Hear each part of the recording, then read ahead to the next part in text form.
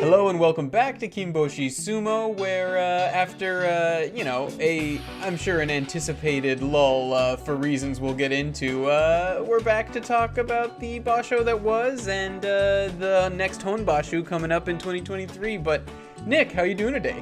Probably better than you. I mean, it's okay. I'm okay now. Like, it was bad. It was real bad when it first happened. But now maybe I've grown. We'll see. I just was beating around the bush. My beloved Takayasu.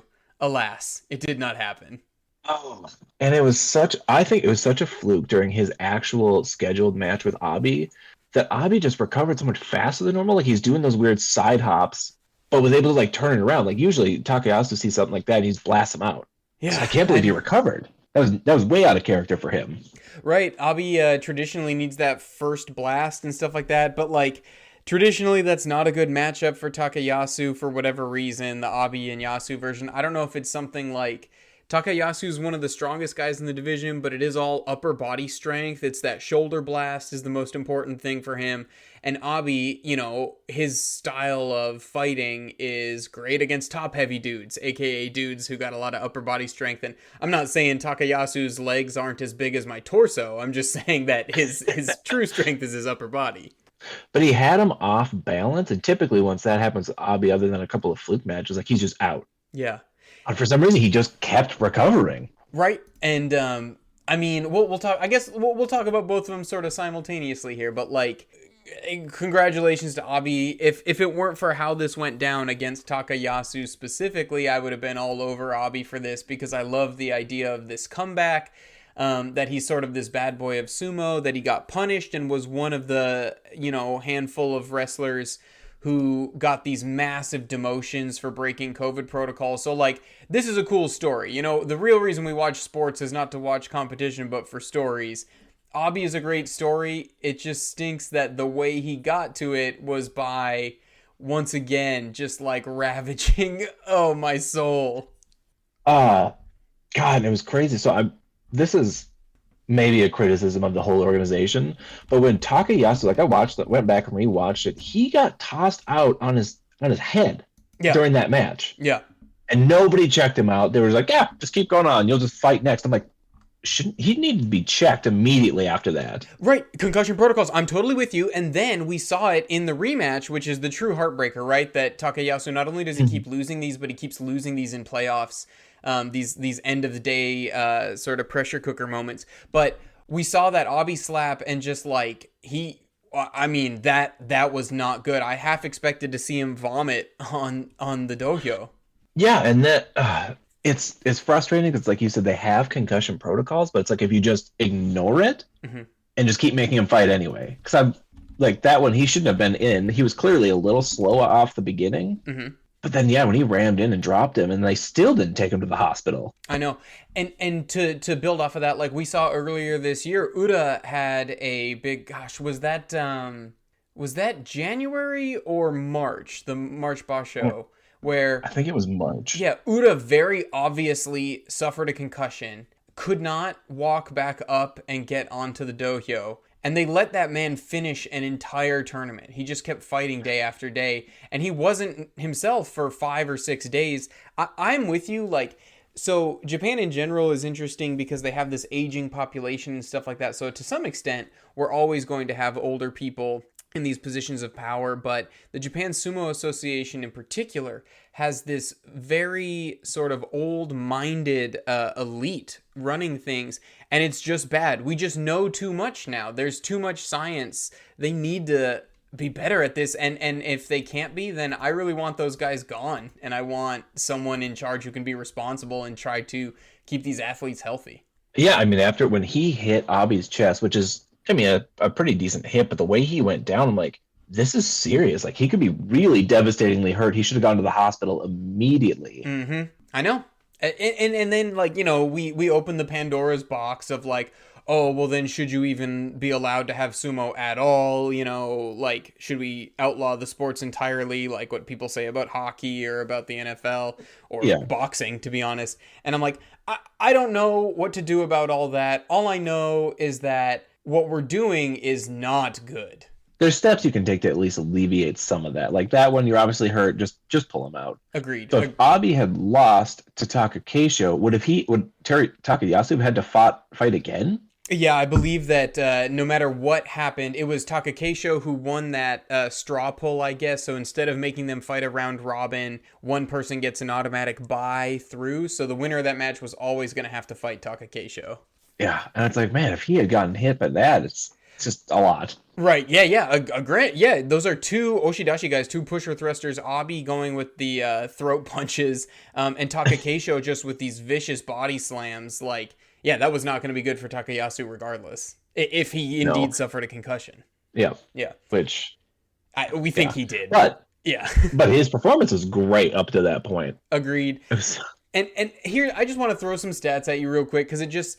Takayasu's my favorite Rikishi, and he breaks my heart. This year, 3 runner-ups. It's insane. He was forced to sit out 2 tournaments because of COVID and had that really, like, shockingly bad May where he was M1 and went 6-9. But his 3, like, good results this year were 12 wins, and 11 wins. It's been such a good year. And I also want to point out, so back in the peak of his sort of heyday when he first went up to Ozeki, like 2018 is his first full season as an Ozeki. And in 2018, he had 3 12-win tournaments, which were 3 runner-ups, and an 11-win tournament, and even his only other one was a 9-winner. So then the next year, he kind of fell off. He opened with 9 and 10. But I just wanted to say, like, Oh, and also in 2013, by the way, when he was really younger, he had a 12-3 and a runner-up. But just in this span from 2018 to 2022, if 1 or 2 of those runner-ups had been championships, we'd be talking about a Yokozuna here. Like, Takayasu would have been a Yokozuna, especially because you look at different stats of, for instance, the big example that I draw from is Kiseno Sato, who had a really short-lived Yokozuna career, but promoted Yokozuna in 2017, and he ended up retiring by 2019, just injuries and things like that. But that's another dude who just had a whole mess of runner-ups, and then as soon as he got his first win in January of 2017, immediately promoted to Yokozuna. You know, a lot of times they talk about wanting them to have like 2 championships out of 3 or things like that. No, like, Takayasu would be a Yokozuna, and it just breaks my heart because, like, this guy, he's going to fade into dust in the world of sumo like a decade from now, you know? Like, people like us who are around watching it are going to remember it, but he's not going to get to have his name stamped on the record books as a Yokozuna, which I feel like he deserves, but I might be biased. Honestly, I think he'd make a better Ozeki than most of what we've seen this year. I mean, agree. Like you said, I think the only reason he's not is he's missed 2 tournaments for COVID. Yep. But everything he's shown up for, except for the one fluke, he's done so well, consistently well. He's better than really most of the Sanyaku. Yes, I agree. Well, and like you said, we've had this horrendously weak stretch of Ozekis where we're constantly losing Ozekis because they are giving up their ranks. And in fact, we'll get to this in just a moment, or maybe we'll pivot right into the previewing and predicting the Banzuke for January. But Takakeisho is going to be the lone Ozeki, and Terunofuji's not going to fight again. And this is something I'd said before, but I'm actually excited for a little bit how the Shodai match worked out, because this guarantees Terunofuji more time to heal, because they literally have to have him there. Sure. Nobody else is good enough to promote, and he counts as one of the Ozeki slots that they need. Yeah. And right. And to your point, bringing that up, let's even talk about, like, Takakeisho then also has this enormous sort of role as well. And just pat ourselves on the back. Like, we sat there at the beginning and we looked at this tournament and we were like, yeah, this is going to be Abi and Takakeisho show. And we hope it's Takayasu. And he came out of nowhere. But, like, yeah, it was an Abi and Takakeisho show. But, like, I mean, I love the guy.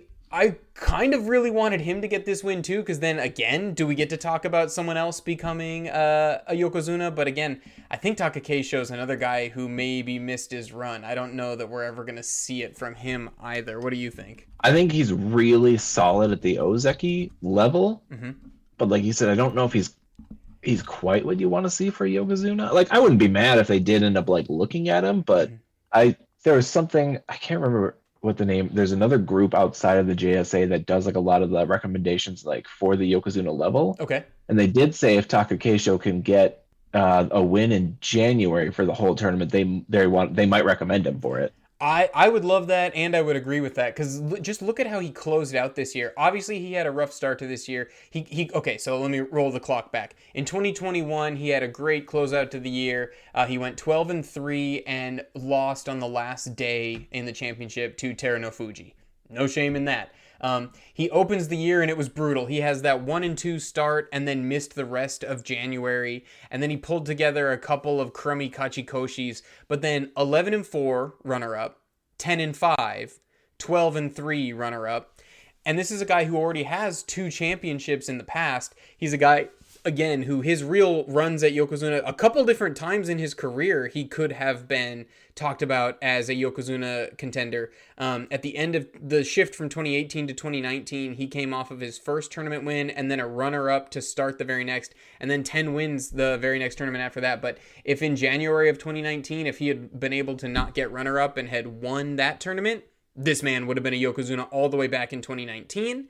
And again, he had a shot where in 2020, at the end of the year, he finished 12-3 in September and got runner-up, and then 13-2 and won the tournament. But at that time, we still had Hakuho and Kakuryu, so I think the Sumo Association did not feel a need to promote him. And now both those guys are gone, and it's just turned, you know what I mean? Like, I feel like the Sumo Association, I feel like they screwed themselves by not pushing him there, or well, screwed him more than anyone. But yeah, I mean, he had 2 runner-ups in 2021, 2 runner-ups in 2022, and he's on a streak right now of 3 straight tournaments with double-digit wins. I'm with you. If he wins in January, give us a Yokozuna. Like, I don't know. Because he got injured in January of this year, right? Yes. Yep. And it took him with his shoulder half a year to really recover from that. He had hurt his shoulder, I believe. But that's crazy that with a shoulder injury, drops on January, comes back March and May injured, still gets Kachikoshi. Yes. Like, that's really solid. Nobody else has come back with injuries that fast. I know. And, like, I get they talk about Ozeki pride and stuff like that, because they're ripping the current Ozeki crop as Mitakeyumi has fallen out, as Shodai finally fell out. And I'm like, yeah, I get it. By Ozeki pride, what they mean is they want them to always get double-digit wins. But I'm like, come on, man. To fight there and get those Kachikoshis without a shoulder when he's an Oshidashi guy, a pusher thruster who his arms are everything for him, like, come on. Yeah, I think we talked about that in the first podcast. But just, he didn't deserve any of the criticism that they got this year. Like you said, I think it was just they're casting at the Ozeki as a whole, but he's holding on. He's doing exactly what he should be. Exactly, and he's contending for Yusho. He's contending for titles out here. I really want to see him get a win, hopefully in January. We'll see. I want to see him get up to Yokozuna. Do you think, is there any fear? Because the big thing with him, it's so interesting. He was so young and so good so early. But then it didn't happen, you know, like he didn't get it. And now it almost feels like the division has kind of figured him out, or like he's not the force he once was. And my theory is that just with his tiny frame and how much weight he puts on it in order to fight the style he wants to fight, like it's really impressive and he does great with it. But is this a guy whose career is going to be done much earlier than others because of what he's putting on that frame? Is he going to run out of steam? Do you think that... Basically, am I pushing too hard for him to become Yokozuna, and then we're going to have another disappointing high ranker? So I do. It's kind of the same boat that Terunofuji's in, where like they're very good when they're on, but it's like they are injury prone. Mm-hmm. So you do get a little bit worried because like they're, like especially at that level when it's like at that point they get injured, they're out for a little bit. They're just going to kick them out. Mm-hmm. Yep, I agree. So and without any Ozeki to back them up. Right, yeah. But let's dig a little further for that. So I will put on screen now here my prediction. Oh, and dog barking. Doesn't like me talking about moving on. Wanted to talk more about Takakeisho. But on screen, my predictions for what the Banzuke might look like here coming up. And do we really see anyone in this Sekiwake crop who look like they're going to come up to Ozeki and do something for us at the top? Just for the record, I've got Hoshoryu and Wakataka Kage, who both held serve. I actually put Takayasu all the way up to Sekiwake, which might be overdoing it, to be honest. They might only put him to Komusubi. And of course, Shodai is going to be there. I think, like, in a literal sense, Shodai has the best chance of going back because, if he can get... Yeah, he only has to win this 10. Exactly. But, like, the rest of them... I like Takayasu as a Sekiwake. I think that's an appropriate ranking for him right now because I do think he's great. Mm-hmm.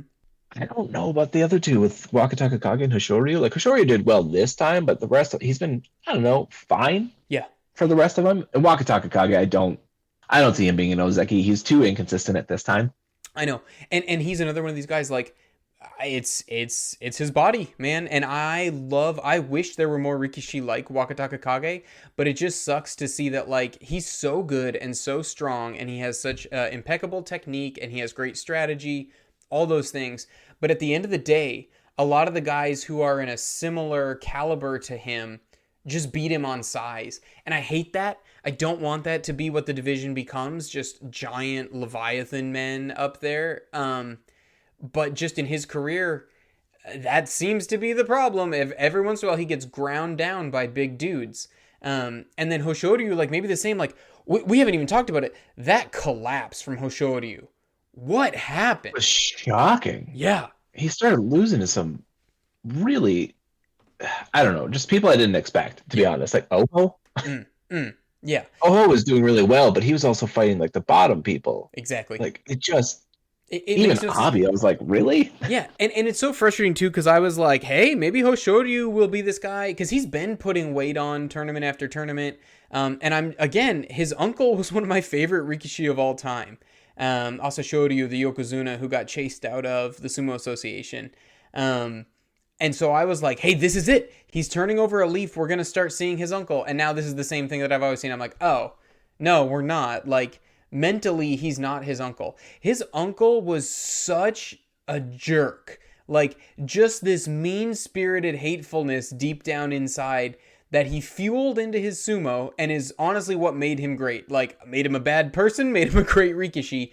And to both Hoshoryu's credit and his disadvantage, he doesn't have that hatefulness. I think he's just a better guy than his uncle. And the problem is then he doesn't have that hate in the dojo, and he just doesn't seem to have that cutting edge. No, I think Hoshoryu is kind of like an Abi for me. It's like where they're both good. I think Sekiwake is probably, for me, the top of where they're going to be. I think they're both really good tests for somebody who wants to be an Ozeki. Like, if you can consistently beat those two, but I don't think that they're Ozeki. I hear you. I think so too. I think that that's kind of the range for them, both Abi and Hoshoryu, and Wakataka Kage for that matter. Shodai, I think we both think is going to bounce up to Ozeki just to be a troll. And Takayasu, I don't know if they'll pump him this high or whatever, but he deserves this, and I want to see him get a chance to go back to Ozeki to end his career. But that time, well, I mean, I would have said at the start of this year that time might be done for Takayasu, but we just talked about how stellar his year was. Those are Ozeki numbers he was putting up all year. For sure. I think he should be at the Sekiwake level. He can fight everybody at that level and win. Yeah. He can beat anybody. Yeah. I'm a little worried about how bad his head is right now. I know. Uda has kind of... He had one good tournament since his concussion, but otherwise he's kind of never been the same. Yeah. It worries me a little bit because he is a little older and it's hard to recover from. Totally. And I think... If he does recover, and we're going to see him fight in a month. Yeah. Oh, boy.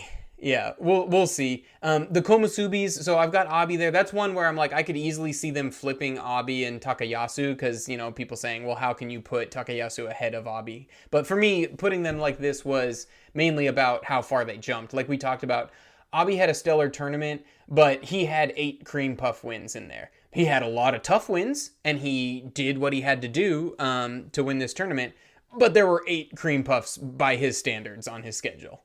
And it would be insane to go from 9 to Sekiwake. Yeah, that'd be a little much. Even with a win, I think Komusubi was probably about the highest I would expect, or I was expecting from the beginning. Yeah. But then I also have oh, sorry, go on. No, and then you just really, you prove it here, and then you just bump right back up anyway. Exactly. Now we'll see him fight nothing but the big boys, which we know he's not scared of, and he can fight them, so more power to him. Let's see if he can keep it going. And I did finally... I just decided that there's gonna be 4 Komusubis and 4 Sekiwakes if there's only gonna be one Ozeki and the Yokozuna is gonna sit out. I don't know. The Sumo Association, I believe, doesn't like doing that, but like you gotta have some Sanyakus. And so finally, Kota no Waka, it is time. This wasn't even like a great tournament No, for it him. was But not. it's like, but he's deserved it for a long time. I know. I'm like, And I think just test him here. Let's just test him. Let's see, because if we want to talk about a guy who has the body and some track record of like making a run at Ozeki, it's Kota no Waka. So let's get him started. Yeah, he has consistently beat all of the Ozeki and pretty much all the Sanyaku this year. I was a little worried for him when he only got 9 wins that they were just going to keep him where he's at, but luckily all of the Komusubi except for Kiribiyama totally dropped the ball. Oh, I know. It was crazy, which even gets us to like Tobizaru, I think we both thought was going to drop, but he started so well, so I was bummed to see him lose that Sanyaku rank, but still got him at the M1. And Daisho is actually one of my favorites, but I do get that he's a very one-dimensional fighter, and so that's where we can get this yo-yo man status with him. But yeah, it just leaves room that you're like, yeah, come on, let's test some new people. It's a new year. Let's get Kota no Waka in there. And then maybe in the upcoming year, maybe someone like Mitakeumi can make a run back in, or Wakamoto Haru, can he continue this rise up? I don't know. Yeah, I think that's great. I don't think once Kota no Waka gets up to Sanyaku, I don't think he's going to drop out. Nah. I think he'll be a very consistent person up there. Mm-hmm. And I'm excited for him to finally push into it. I think you're right, because like basically they've been leaving him here at M1, getting him tournament after tournament of experience fighting against these big boys. Like he's basically fighting the same schedule that all the Sanyaku fight. He's fighting all the same dudes, Kota no Waka. So, and he's grinding out Kachikoshis every time. So like you said, where we've had a lot of disappointing yo-yo men, he probably won't be that. He'll probably, even if he has a disappointing tournament, it might be like, yeah, well, he ground out an 8-7 or a 9-6. So that's a great point. Yeah, so I'm just even looking at this year, 11-4, 11-4, 9-6. He dropped, when he had to drop out for the COVID, when he was so close to actually winning. Yes. And then gets 8-7, 9-6. So it's like, he's doing really well. I think, yeah. Yeah, he's definitely one. And then our boy Nishiki Fuji, I've got him at M3 because he did not finish as strong as we would have wanted him to, but he's another one that, like, let's see if he can keep developing. Actually, he might benefit from the Kota no Waka treatment. Like, if he can get himself to M1, just having them park him there for a couple Basho and get reps against these top guys.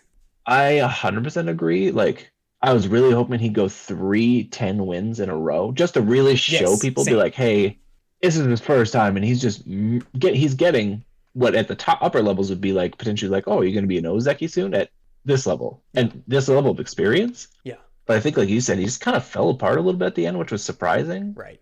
So I would like to see him really in that 3-5 range, I think, for the next tournament. Yeah. I think, and we'll see if then he can really kick on against some top level competition as well. Yeah, I mean, it's not like his losses were like wildly surprising with like, was it Takakeisho, Takayasu, Wakatakakage. Mm-hmm. None of those are surprising, but then he lost like Sadna Umi, like some of the random ones. I was like, what happened? I know. Very, very surprising to me. And then just one more rising guy I wanted to talk about real quick, but Oho, I've got him up here at M6. What do you think about Oho? Like, he's another one of these guys who, like, physically, stats-wise, and pedigree-wise, he's got a grandfather who's a Yokozuna. I believe his dad was either Ozeki or Sekiwake. I don't remember.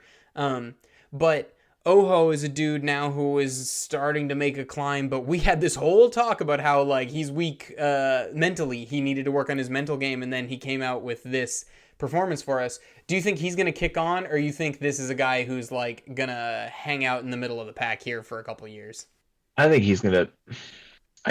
he's going to flip on right now. I think 6 is probably appropriate for him. I'm just looking at his record for the last, like, year plus, and it's fine, but it's very up and down. Yeah, I'm with you.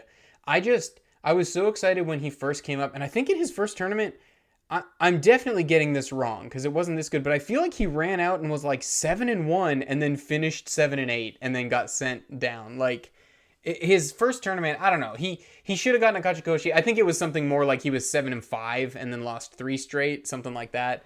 But that's where I'm just like, what is this? Do you, again, it's the Hosho thing like we were talking about. I'm like, do you not have that little bit of hateful spirit to push yourself on, I guess, maybe? Yeah, it's like you want to be like a little bit more aggressive, not like some of the past where they train you to beat the hell out of everybody, be too aggressive, Right. but I mean, just a little bit, just push. I know, because you're skilled. You have the physicals, like, you know what I mean. You've got the body for it. I don't know. And then just a couple guys who I wanted to talk about who were big droppers: Tamawashi and Ichinojo. Thoughts on them? On where you see them going in the further? I dropped Tamawashi down to M4, and I dropped Ichinojo all the way to M8 after a truly abysmal basho. I don't even know if he's going to be at an M8 for Ichinojo. Like that was really awful. Yeah. And September wasn't great for him either. Like I don't know what's going on. I don't either. He's such an interesting guy too, because he came into the division like gangbusters, like got promoted all the way to Sekiwake. I think it was within 3 tournaments of entering Makuuchi. Like, I don't know. But I will say that Tamawashi at M4, like, I think he'll do great there, and I think that's where he wants to be. Before this tournament started, I saw him give an interview where he actually said, "Oh no, I like to be the hunter, not the hunted." So like he straight up said, he's like, "I don't like being in Sanyaku. I like being down here and catching these guys when they're unaware." Well, he's spent a majority of his time at like the make sure like 2 to 3 range. Yeah. And he's done pretty well. Yeah, two Yushos in this long career. Mm-hmm. I think that's literally as many titles as we were just talking about Kisano Sato, the Yokozuna. Like Tamawashi has as many Yusho as a Yokozuna. I'm also interested to see with Ryuden. Yeah. I feel like for some reason I keep expecting like he came in, started a little rough, and then just takes off every time. And now he's really hitting a stride. He looked really good last Basho. Yeah, what do you think? So, because again, he's an older guy. It's like one of these guys who feels like a new breath of fresh air in the division, but he's not. He's just another one like Abi who got the massive demotion for breaking COVID protocol. So it's like he's still trying to get back to where he was before. Do you think he keeps it going? Do you think he runs out of steam? I think he's going to keep going. Yeah. I think this year he's performed super well, and I think he's going to keep going. Yeah. I'm excited to see if he can do it. There's some other guys down here that I like talking. Obviously, we're both big fans of Aoyama and Tochinoshin. Hiradoumi, I'm a big fan of as a young up-and-comer, but I think he's like a couple steps back on the ladder from where, for instance, Nishiki Fuji is. I think he'll be trying to emulate what Nishiki Fuji did here and kick on. But then at the bottom, I've got 3 predictions of Juryo guys coming up, and they're all retreads. Like, Juryo disappointed this time around for sure. Like, Daiamami, Tsurugisho, and Aqua all had really good performances. They were really impressive and could have gone up. But it's just like, man, we already saw you. We know that you guys are kind of like treading water in the top division. And then Mitoryu, like, he's been sort of like treading water at the top of Juryo for a long time and then got up for one tournament in September and got blasted. So, I don't know. I think those 3 probably deserve to come up. There's an argument that it could be Chiyomaru instead of Mitoryu. Chiyomaru finished 8-7 from J1 and Mitoryu finished 9-6 from J3. So they could make it Chiyomaru, but I'm just like, I don't know. I feel like in Juryo, when guys finish with just a Kachikoshi, the Sumo Association generally takes that as a message that, oh, you're ranked exactly where you should be. I'm not going to put you up. I'm going to keep you exactly where you are. Chiyomaru is another absolute heartbreaker where I like him and I want him to do better, but he's just not great. I know. And it's like, we might have just come in too late in his career. Like, I don't, when you look at his face, he looks so young and he's not, I'm pretty sure the dude is 30. I think so. Yeah. So it just might be, it might be past time for that. But it just sucks, I guess, to have these retreads and stuff, because I feel like there are so many exciting prospects down in Juryo. But I think this is more wishful thinking. I think this is like when Hoshoryu was on a run and Sumo Reddit was trying to say that he needed to get pushed to Ozeki. But then we saw him collapse. Like, that's exactly why he shouldn't be at Ozeki. Because, guys, there's so much of a vacuum at the top now that Hakuho's gone that people are trying to push and find the next best thing, but they're moving too fast. You know, they're grabbing things before they're ready. And I'm talking about the fans, not the JSA. So yeah, I think I do the same in Juryo. I get so excited. I was so hyped about Atami Fuji coming up. I think Hokuseiho is great. I think Oshoma is going to be awesome. Kinbo-zan, everyone is super excited for in the world of like sumo social media. But all these dudes, like Atami Fuji came up and got frickin' blasted. I think the Oh young my God. up-and-comers in Judio are just not ready. That's why we're seeing these retreads, these veteran grinders, like, do it. And I think if we could roll the clock back and make Tsurugisho and Aqua both 4 years younger, I think they would absolutely annihilate Hokuseiho, Atamafuji, Oshoma, these guys that I'm so excited about. I think especially after Nishikafuji has just absolutely rocketed, Uh-huh. that they were like, yeah, like let's do a try with Atamafuji. Let's try it with some of these people. And it's just like he's kind of a fluke. He's not a normal fighter. Like he's just obscenely good. Yeah, I agree. That his run has been unusual, to be sure. Not that it hasn't happened in Sumo's past, but like for right now, for where the divisions look right now, like no one else is doing what he's doing. I mean, well, Wakamoto Haru did it as well, but he kind of ran out of steam as well. And you can see on my predictions, I've got Wakamoto Haru and Nishiki Fuji right next to each other. So I guess those are the two guys that I expect to try to push for Sanyaku. But where Nishiki Fuji has an advantage over Wakamoto Haru is that Wakamoto Haru is very much a late bloomer. Like, do not forget, he's the older brother of Wakataka Kage. And Wakataka Kage isn't even that young anymore. Dude's like 27. So, you know, as far as young prospects coming up, I really do think for this, if we're going to look for a generational shift in sumo, we're looking for Kotonowaka and Nishiki Fuji as guys that we desperately need to make some runs. I would love to see them over the next year just grind it out. Yeah.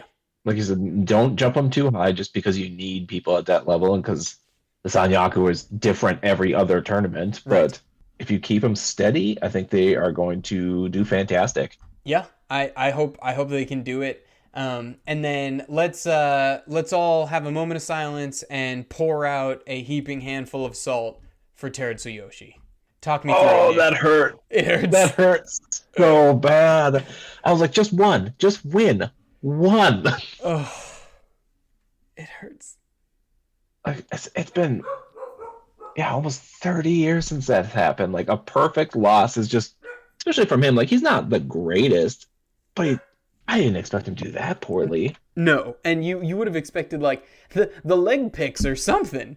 Yeah. Like, give him 5-6 wins like he's been doing. Like, not well, so he's going to keep kind of dropping down, but 0? Yeah. Oh, God, that hurt. That hurt. I know. I don't know what else to say about it. It's just, I'm going to miss him. I hope he can bounce back up, but the guy looks kind of cooked to me. I think that's it. Yeah. To be honest, like, I don't see him really grinding up. Or if he does, it's going to be another, he gets up for a little bit and just drops out. Yep, I think so too. Go on. Sorry, one other disappointment is they keep talking all the time about Azumari and how he keeps getting so close to his Kachikoshi. He wants to get his first He was 1 away, and I was so mad that he just didn't get it. I know. Oh, Azumari. At least he was starting from such a point that he's coming back. Like, he gets another shot at it. But, like, is it ever gonna... The same way, like, it's, like, lower stakes than Takayasu, but it's totally the same thing. Like, these two guys, like, Takayasu, it's like, oh, can he finally get over the edge and win a Yusho? Azumari was like, can he finally get over the edge and just get a winning record? I'm just like, just one time. I just want to see it. Just to see that relief. And then he'll probably just vanish after that. Just, yeah, off into the sunset. But yeah, I guess I wanted to throw in one more thing, just like sort of a recap, like, of where we started the year. So in January, just some big changes. In January, Takanosho was Sekiwake right next to Mitakeyumi. And actually the buzz of the town was that both Mitakeyumi and Takanosho would be pushing for Ozeki last year. And now we can see where I've got Takanosho dropping again all the way down to M9, and he's just... I don't know. That's just something that I wanted to say as like a summary for this year, as an interesting story, that Takanosho was Sekiwake pushing for Ozeki at the beginning of the year, and now that's pretty much over. Another thing is Ishiura had come in with one of his best ever tournaments to start the year, but I mean, I believe his career is done. That neck injury, I don't think he's ever coming back. I believe, doing a little research on it, that what he has is some partial paralyzation in his limbs, which he can still move, but like he can't grip with his hands the same as he would and stuff. And so for someone who's basically a judo man like him to be as small as him and to try to fight in sumo, but now without your hands, no, I don't know. But yeah, so that was another guy that was an interesting story. And then some big risers for the year were just that Takayasu started the year just kind of middling, M7, and now we've talked about him pushing around up near the top. and things like that. Those were kind of some interesting stories that developed throughout the year, I think, for me, when I look at where we started the year and where we ended it. Were there any things for you, Nick, that in terms of how the year started versus ended, big thoughts, big takeaways? No, I think you covered a lot of it, and it's still weird to me, like when you talk about how Takayasu, and they're like, oh, maybe he'll get back up there. Like everybody's pushing so hard for a Wakataka Kage Hoshoryu Ozeki runs. Like you have somebody who already has the record for it. Yeah. And he's way lower for some reason. Yeah. I mean, what do you think? What do you think? Break me down. Going into next year, I think he'll get up to that Sekewake level, but like you said, I just think he's a couple of years too late, maybe. Yeah, I think so too. At this point, I'd love to see it. Yeah, I think he's consistent enough. I'd love to see it as well. Like it'd be a great consolation prize for him to get back to Ozeki, but in some way I'm like, that's a mountain he's already climbed, and at this point I was desperately hoping for the Yusho so he could ride off into the sunset, you know? Yeah, and like you said, like with everybody was super excited with Mitake Yumi and what did you say it was Ishiura? Yeah, Ishiura. Oh no, and sorry. Takanosho and Mitake Yumi were both pushing for Ozeki is what it was, yeah. Yes. And now I'm seeing the exact same thing where everybody's getting super pumped with Wakataka Kage no Shoryu, and it's like that's exactly why I don't want them to get it yet. Yeah, if you push too early, same thing's gonna happen. Yeah, if you push too early, you get punished for it. You know, like it's like I get mad at the Sumo Association for some of the decisions they make, and both of us, I think, were a little like perplexed or frustrated something about the Kotonowaka situation. But it's interesting because in some ways they were doing with Kotonowaka what we would want. They are giving him multiple tournaments of seasoning against these guys, so that when he does push on, that he can hopefully maintain it. So I don't know. Yeah, I agree. I think like kind of like we touched on, like I think because they've done that with him, I see him going up, and I'm like, yeah, he's not going to drop down, even like Abi has. Right, yeah, up and down, yeah. So I'm super stoked for another year of sumo. Like I said, I'm finally over it. I'm over what has happened to my beloved Papayasu. And congratulations to Abi. If nothing else, this was an incredibly exciting Basho. And I think for at least the first half of next year, we're going to have an incredibly exciting year yet again because Terunofuji, the Yokozuna, is not going to be there. And I think that and I say, I'm going to use the word we, but what I really mean is me. But we need to appreciate this while it's happening, how wide open sumo is and how exciting it can be when we don't know who's going to win things or when guys who haven't won before are going to get a chance, because this isn't forever. When Kakuryu and Hakuho were the Yokozuna, almost nobody ever had any chance of winning a tournament besides those guys. When Hakuho and Asashoryu were Yokozunas, like literally nobody else had a chance of winning. You know what I mean? Like this, what we're seeing right now, it frustrates me at the moment. I want to see a dominant force, but when this roller coaster stuff is gone, I'm gonna miss it. I'm really excited. I'm hoping for March to get some like insane like WWE entrance for Terunofuji coming back. Yes, have him doing the strut onto the stage with like the smoke show, just absolutely ridiculous, and then he's gonna just destroy everyone at that point. I hope he comes back healthy, and we see a return to 2021 Terunofuji, because 2021 Terunofuji, not only was it incredibly fun to watch because it was such a feel-good story, but it was also just shocking to watch how he was obliterating everyone. He did so well, really perform at like 70% this year that, I mean, after like 6 months off, I feel like if he comes back at 100%, nobody stands a chance. Yeah. Not with the group they have right now. It's totally true. Like, he was, let's not forget that 12-3 and he won the Hatsubasho not healthy. He still actually carried through that. He's a beast. Yeah. Yeah. Cool. Well, thanks for listening, everybody. We will be back at the beginning of next month once the Banzuke is actually here. So feel free to post in comments where you disagree with our Banzuke or our analysis, or if you agree with some of it, or post your own Banzukes and who you think is going to be where. Or if you want to keep your powder dry, just wait until the next Banzuke is released and then mock me mercilessly for everything I got wrong. Well, you know what? We've got a good record so far. Hey, yeah, exactly. We done good. But yeah, thanks for listening, everybody, and we'll talk to you soon.